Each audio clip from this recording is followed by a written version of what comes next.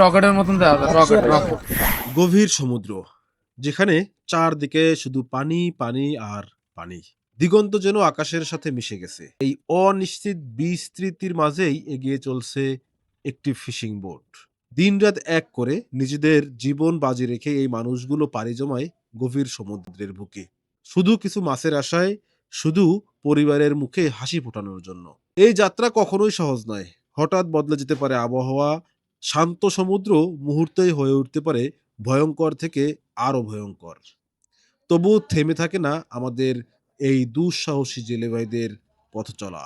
এখন তারা খুঁজছে সেই উপযুক্ত জায়গা, যেখানে জাল ফেললেই মিলতে পারে কাঙ্ক্ষিত সেই মাছ। তবে ভালো জায়গা পেলেই যে সেখানে মাছ মিলবে তার কিন্তু কোনো গ্যারান্টি নেই। এমনও হতে পারে যে সবকিছু দেখে একদিন ঘুরে ভালো জায়গা নির্বাচন করে জাল ফেললো, কিন্তু জালে মাছ আসলো না। আসলে এই সমুদ্রের প্রতিটা মুহূর্তই যেন অনিশ্চিত। ইঞ্জিনের অবিরাম শব্দ, নোনা বাতাসের ঝাপটা, আর চোখ ভরা একরাশ প্রত্যাশা, সব মিলিয়ে এ যেন এক নীরব যুদ্ধ, যেই যুদ্ধের গল্প আমরা জানি না বললেই চলে। এই সমুদ্রে যারা নামে একমাত্র তারাই জানে ফিরে আসার গল্পটা সবচেয়ে বড় প্রাপ্তি। প্রতিটি ঢেউ যেন তাদের সাহসের পরীক্ষা নেয়, আর প্রতিবারই নতুন করে প্রমাণ হয় জেলেদের স্বপ্ন যত গভীর তার চেয়েও গভীর তাদের দৃঢ়তা। সমুদ্র কাউকেই সহজে কিছু দেয় না। এখানে প্রতিটি প্রাপ্তির পেছনে লুকিয়ে থাকে অগণিত অপেক্ষা, পরিশ্রম আর ঝুঁকি। ঘন্টার পর ঘন্টা পাড়ি দিয়ে অবশেষে যখন তারা একটি জায়গা বেছে নেয়, সেই মুহূর্তেই পুরো বোট জুড়ে নেমে আসে এক অদ্ভুত নীরবতা। সবাই জানে এখনই সময়। এখানকার পানিতে শুধু জালই ফেলা হয় না, ফেলানো হয় আশা, ফেলানো হয় একটি পরিবারের আগামী দিনের স্বপ্ন। হয়তো জাল ভরে উঠবে মাছ ঝলমলে রূপে, অথবা ফিরতে হবে খালি হাতে। তবুও তারা বারবার ফিরে আসে, কারণ ভয়কে জয় করেই সমুদ্রের বুক থেকে জীবনের রসদ তুলে আনে আমাদের এই অদম্য মানুষগুলো।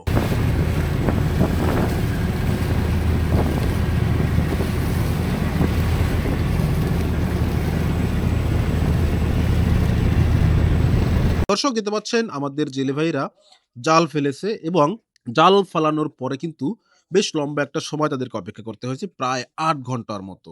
আর এই 8 ঘন্টা পরেই তাদের জাল টানার কাজ শুরু হয়েছে। রকেটের মতন রকেট রকেট। এক নম্বরে ধানের শীষ, 2 নম্বরে মাছ নিস। আর অলরেডি আপনারা কিন্তু মাছ দেখতে পাচ্ছেন।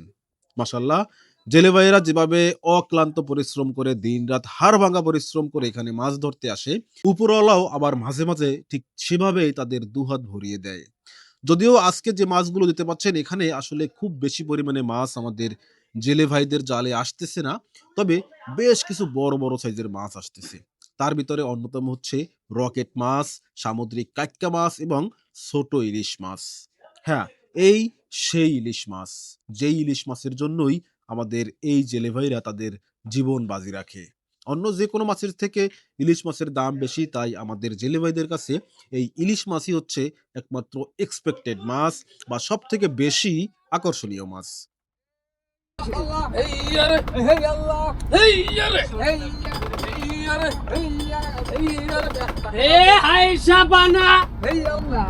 একবারে বল।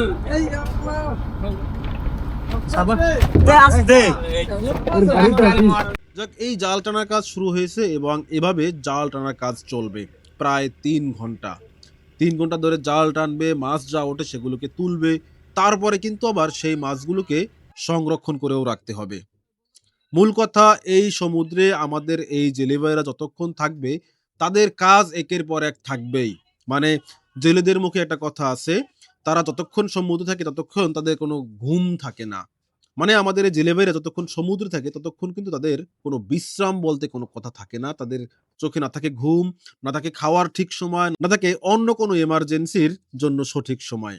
যাক, সারাদিন মাছ ধরার কাজ চললো। মাছ ধরার পরে সেই মাছগুলোকে বরফ দিয়ে সংরক্ষণের কাজ করেছে, এবং এখন রাত্রবেলা তারা একটু বিশ্রামে আছে। এই বিশ্রামের সময়টুকু আসলে পাওয়াটা তাদের জন্য ভাগ্যের ব্যাপার, যদি বিশেষ কোনো কারণ থাকে, যেমন এর আগের খেয়ে তারা পর্যাপ্ত পরিমাণে মাছ পায়নি, এই জন্য হচ্ছে পরবর্তী খেয়াও দিতে লেট হয়েছে বা অন্য কোনো কাজের জন্য তারা হচ্ছে এখন ওয়েট করতেছে, এমন যদি কোনো ইস্যু থাকে তাহলে তারা এই বিশ্রামের সময়টুকু পায়। আর এদিকে দেখুন আমাদের এই বোটের বাবুর্চি সাহেব সে কিন্তু তার রান্না বান্নার কাজ শুরু করে দিয়েছে।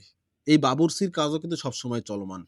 এই ছোট্ট একটা বোটে তারা প্রায় ২২ জন জেলে বা নাবিক আছেন। আর এই ২২ জন লোকের ৩ বেলার খাওয়ার আয়োজন করতে হয়। মাঝখানে আবার নাস্তা বা চাও রেডি করতে হয়। তাই এই বাবুর্চির চুলা কিন্তু এক বিন্দু সময়ের জন্য নিভানোর সুযোগ থাকে না। কারণ ২২ জন মানুষের জন্য মাত্র একজন বাবুর্চি বরাদ্দ করা। যাই হোক, এখানে আজকে আমাদের বাবুর্চি সাহেব অনেকগুলো হচ্ছে কিংফিশ নিয়েছেন এবং সেই মাছগুলোকে কিন্তু খুব সুন্দর করে চামড়া তুলে তারপরে হচ্ছে কুটতেছেন। আর এটাকে তিনি ফ্রাই করবেন। একদম ভুনা, ভুনা করবেন। আর সমুদ্রের মাঝে এভাবে টাটকা মাছ ধরে তারপরে সেই মাছ রান্না-বান্না করা এবং সেইটা খাওয়া।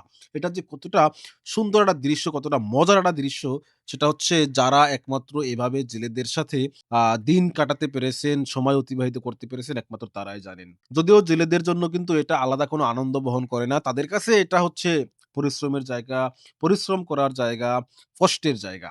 কিন্তু আমাদের কাছে এটা কিন্তু খুবই রোমাঞ্চকর। যাক, আমি দেখেছি আমার হচ্ছে এই যাবৎকালে যত এক্সপেরিয়েন্স হয়েছে জেলেদের সাথে সময় কাটানোর, তার ভিতরে যত জায়গায় হচ্ছে আমি এভাবে হচ্ছে মাঝ সমুদ্রে বসে রান্না-বান্না করা, খাওয়া-দাওয়া হয়েছে। প্রতিটা জায়গার খাবারই ছিল অতুলনীয়। আর এই জেলেরা কিন্তু উনাদের খাবারে প্রচুর পরিমাণে মরিচ ব্যবহার করে।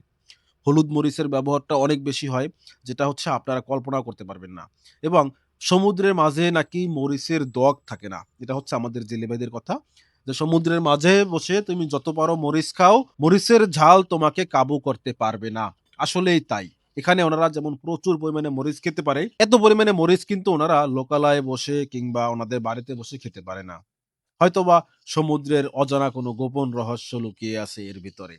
যাই হোক, আমাদের বাবুর্চি সাহেবের রান্না-বান্না চলছে, এরপরে খাওয়া-দাওয়া হবে।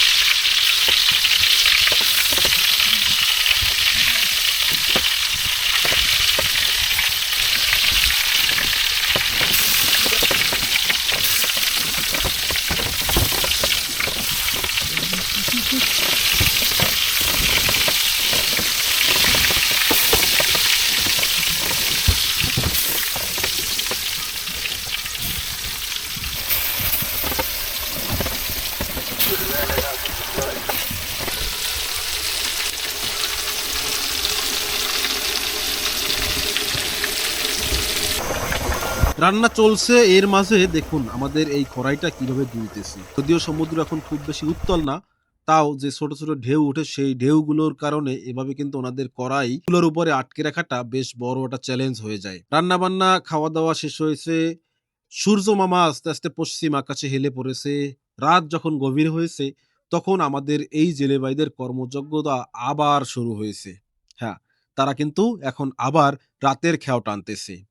আর এই রাতের খেয়ায়ে আসলে আমরা বড় মাছগুলো একটু কম দেখতেছি, ছোট মাছগুলো একটু বেশি দেখতেছি। আর ছোট মাছের ভিতরে কিন্তু প্রচুর পরিমাণে ঢেলা মাছ এবং ছোট ইলিশ মাছ দেখা যাচ্ছে। মাছ যখন ভালো আসে তখন আমাদের জেলে ভাইদের মনেও আনন্দ থাকে। যেমন এই রাতের খেয়ায়ে মাছ মোটামুটি ভালো পরিমাণে আসতেছে।